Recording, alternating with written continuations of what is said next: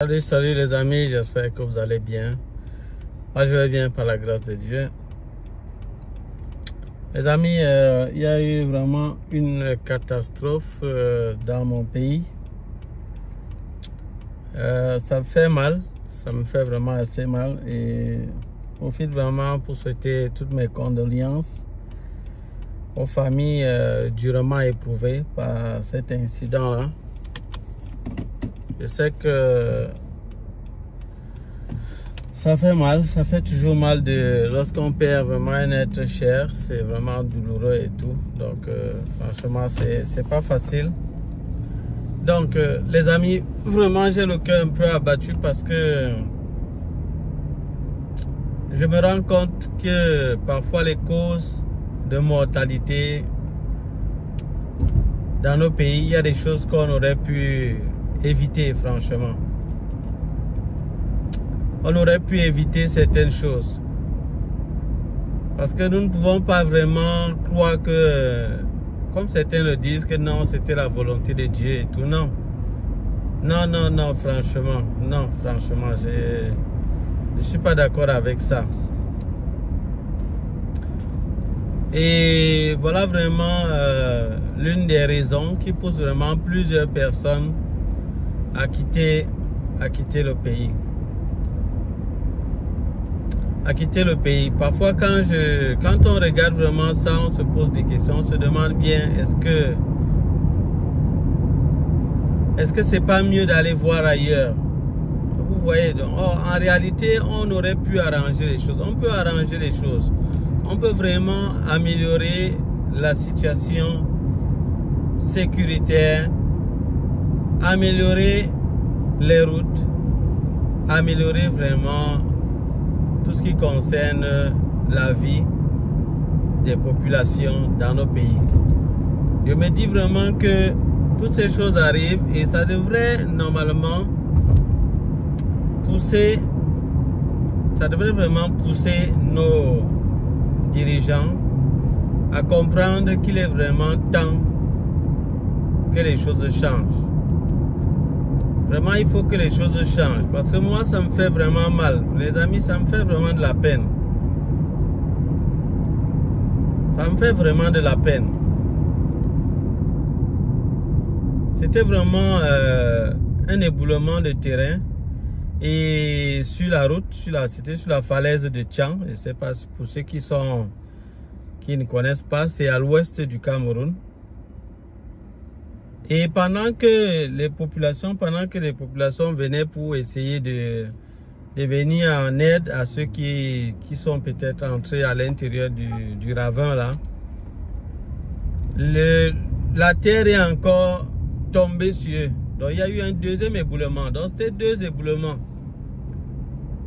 Franchement, moi ça me fait mal parce que quand j'ai vu la scène, j'ai vu la manière dont on portait secours à ces personnes. Franchement, ça m'a vraiment fait de la peine parce que j'ai vu la population essayer de se battre pour faire quelque chose. Mais franchement, où sont passées les équipes d'intervention dans nos pays? Qu'est-ce qui s'est passé? Mais déjà même avant cela, la route. Parce qu'il faut d'abord regarder au niveau de la route. Parce que la route peut-être la route n'est même pas conçue peut-être d'une manière bien sécuritaire. Franchement, parce que quand ça arrive comme ça doit attirer l'attention. Parce que c'est pas quand même la première fois qu'il y ait des éboulements de terrain dans nos pays là. Franchement, il faut que ça change. Parce que ce sont des vies humaines qui ne font que partie de cette façon. Franchement, il faut que ça change. Il faut que ça change. Il faut que ça change. Il faut qu'au niveau de l'état de route, il y ait vraiment un bon changement. Qu'on essaye de faire tout pour que les routes soient bien construites. Que les routes soient bien aménagées. Et qu'on veille à ce que, lorsqu'il y a peut-être un incident, que l'intervention se fasse de la manière la plus vraiment correcte et la plus bonne possible. Franchement, moi je suis vraiment pas du tout content.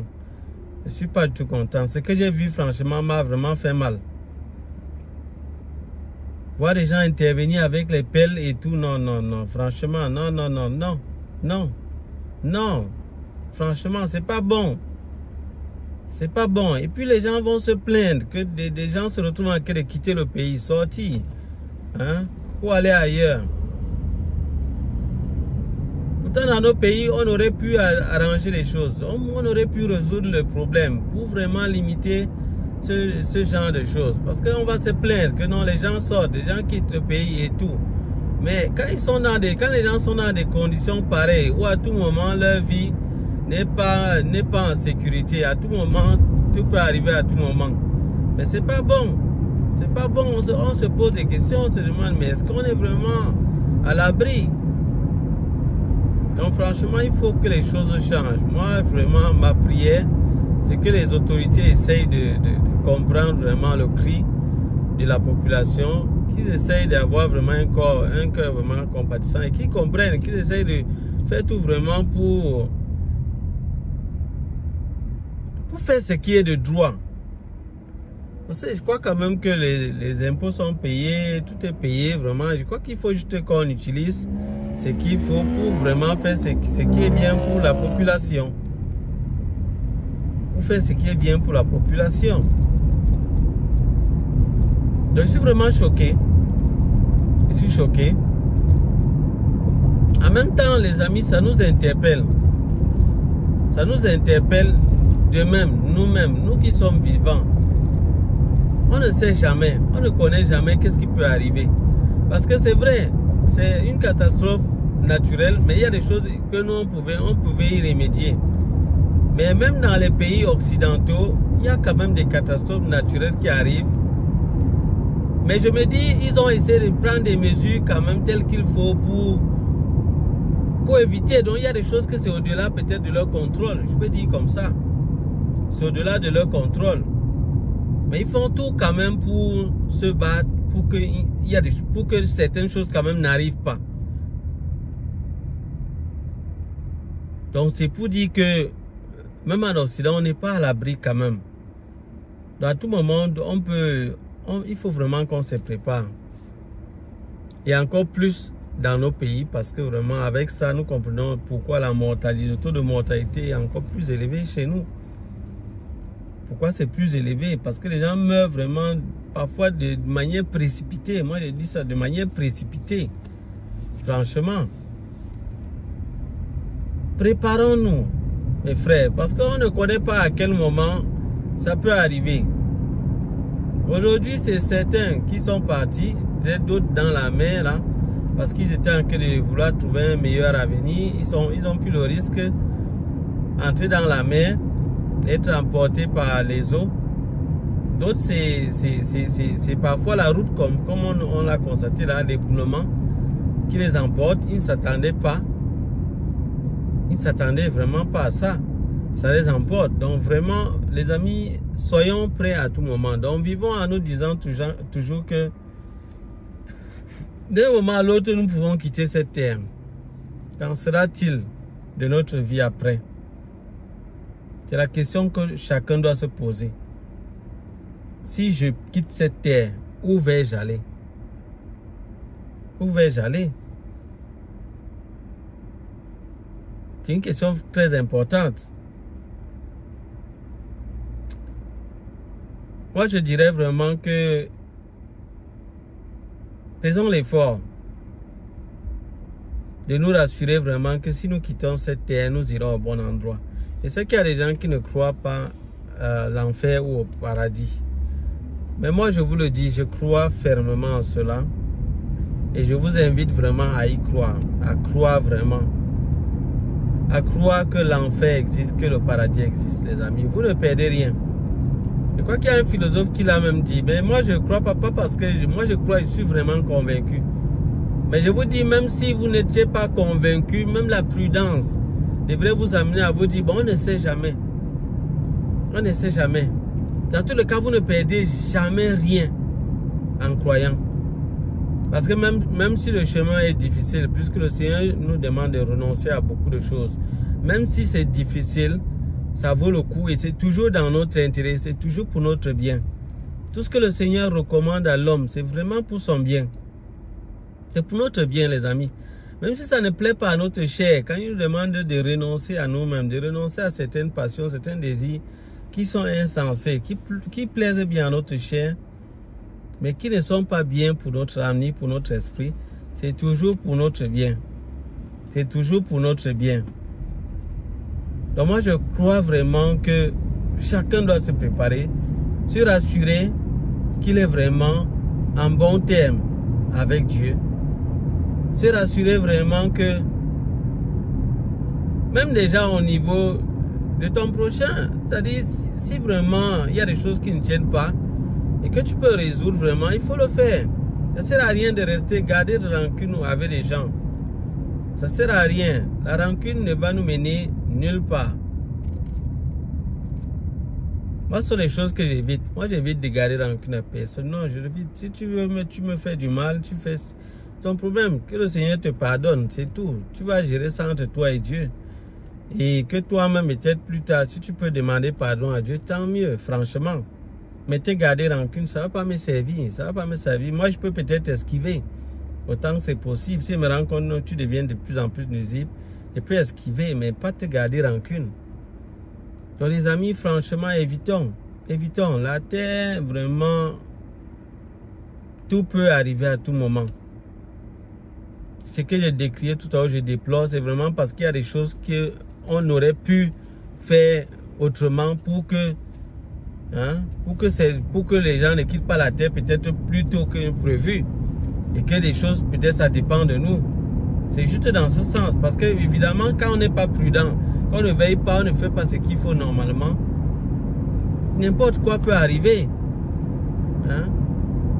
Donc, le manque de prudence, le manque de vigilance, ça entraîne beaucoup de choses. Donc, vraiment, j'invite vraiment chacun vraiment à prendre conscience qu'à tout moment, tout peut arriver. Nous pouvons quitter cette terre. Et nous devons toujours nous poser la question, est-ce que je suis prêt à rencontrer mon Seigneur, à rencontrer mon Dieu? Est-ce que je suis prêt? Il y a des gens qui continuent de vivre dans la méchanceté. Les amis, la méchanceté ne va jamais payer, ne va jamais vous payer, ça ne va jamais rien vous apporter.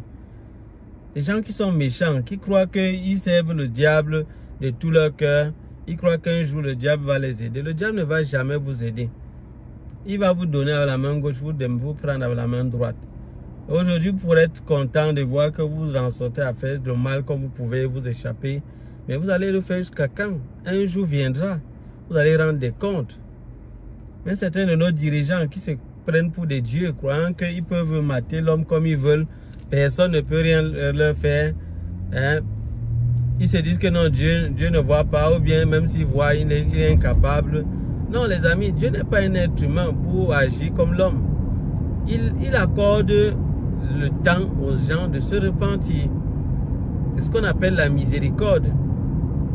Dans le fait que tu aies la possibilité, un peu comme un voleur, peut-être qu'il vole, dès qu'il vole, après ça, il s'en sort, rien ne lui arrive. Il peut croire dans sa tête que c'est bon, il a échappé, il est à l'aise.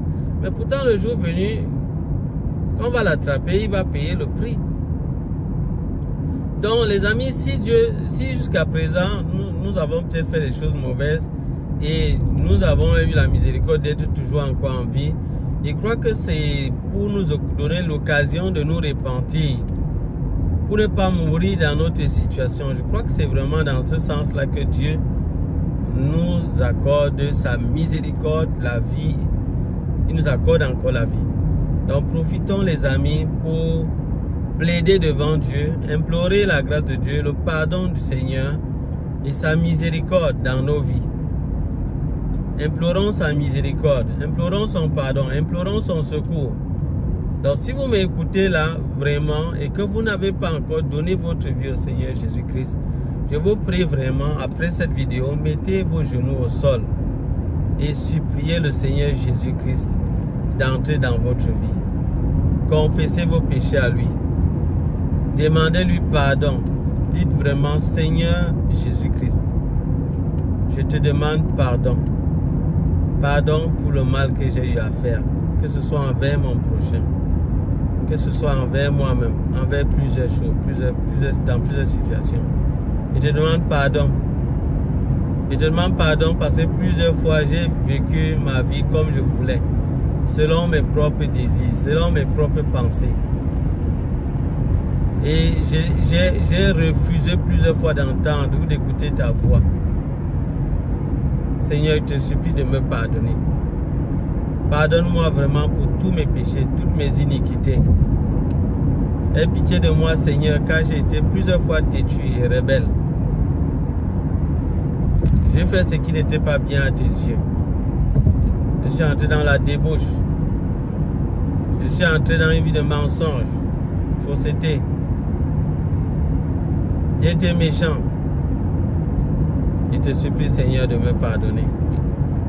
Aujourd'hui, Seigneur, je m'abandonne entre tes mains et je te supplie d'entrer dans mon cœur. Entre dans ma vie, Seigneur Jésus, et sois désormais le maître et Seigneur de ma vie.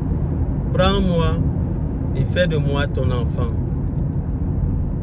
Sauve-moi, Seigneur, de ce monde de perdition. Et accorde-moi la grâce d'avoir la vie éternelle et d'être auprès de toi, Seigneur Jésus-Christ. Je te prie ainsi au nom de Jésus-Christ. Amen. Mes chers amis, moi, je vous invite vraiment à faire cette prière de tout votre cœur et avec foi. Et je puis vous assurer que si vous le faites de tout votre cœur et avec foi, le Seigneur Jésus-Christ va entrer dans votre vie. Il est miséricordieux et bon, lent à la colère, riche en bonté. Il le fera, les amis. Je vous le dis à coup sûr. Je ne serai pas long pour cette vidéo. Franchement, c'est pas vraiment de gaieté de cœur. Parce que vraiment, cet événement m'a aussi troublé. Et j'ai vraiment voulu vous en parler. Que la grâce de Dieu soit avec vous. Que le Seigneur vous protège, qu'il vous garde. Qu'il vienne en aide vraiment à nos autorités, vraiment dans nos pays. Prions vraiment pour eux davantage. Vraiment que Dieu ouvre leurs yeux. Afin qu'ils comprennent vraiment que ils doivent vraiment bien prendre soin du peuple que Dieu a mis entre leurs mains. Parce qu'un jour venu, au jour venu, ils vont rendre des comptes.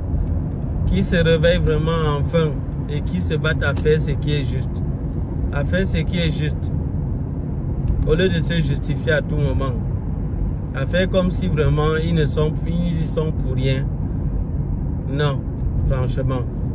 Il faut que les choses changent. Il faut que les choses changent. Donc les amis, ça sera tout pour cette vidéo. Que la grâce de Dieu soit avec vous. On se dit à bientôt pour d'autres vidéos.